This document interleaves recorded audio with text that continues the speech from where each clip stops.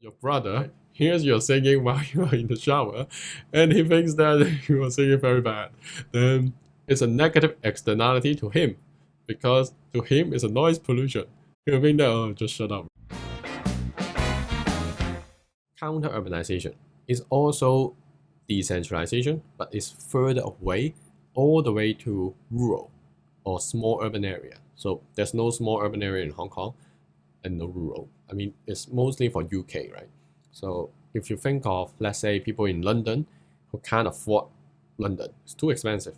They will move further away to smaller cities surrounding London. And these people are not commuting anymore. So they migrate and they work there. Let's say back to as a farmer or do something else. Because these people, they cannot find a job in the urban area, or they think that the urban is very bad. So they want a drastic difference in the lifestyle. So, but mostly it's because they can't find a job.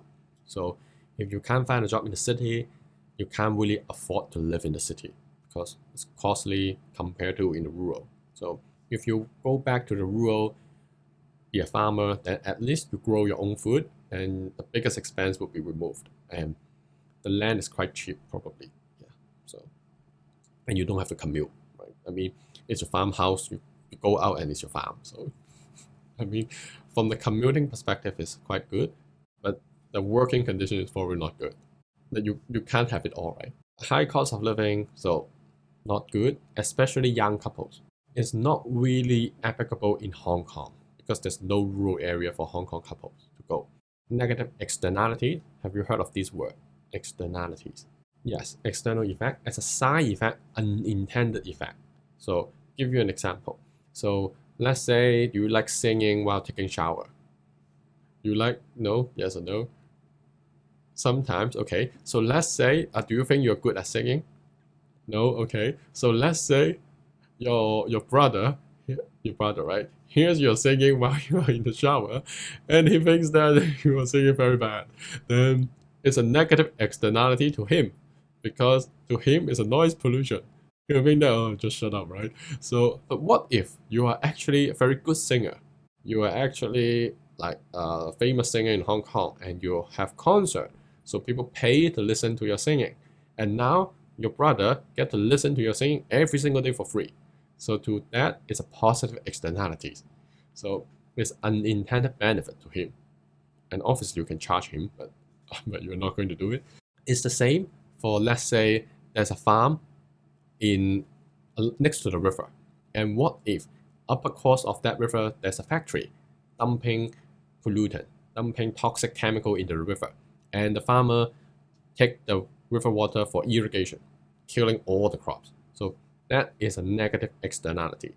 The unintended action of dumping pollutant by the factory have a negative effect for farmer.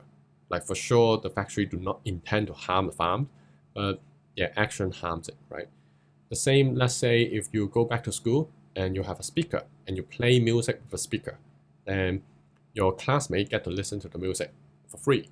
So you are doing it for yourself, but you're also benefiting other people. So externality is the unintended side effect of certain action. Maybe they will consider in the city center, there's too much pollution, air pollution. If you go down the street, bad. Traffic congestion is externalities because people consider themselves when they decide to drive. So they do not consider other people. If they consider other people, they would not drive. So they drive for their own convenience, comfort, and enjoyment at the expense of other people. Because when everyone drives, the number of traffic increases a lot. So, but if some people don't drive, then they reduce the traffic. So driving is actually an externality imposing in traffic congestion. Aging population this month, so they want to go back to rural area.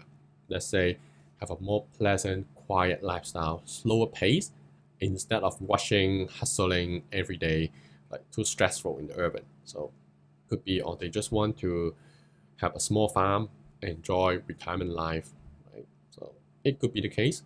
And the other one would be attractiveness of rural area. So cheaper housing for especially people who can't afford or economically not as strong.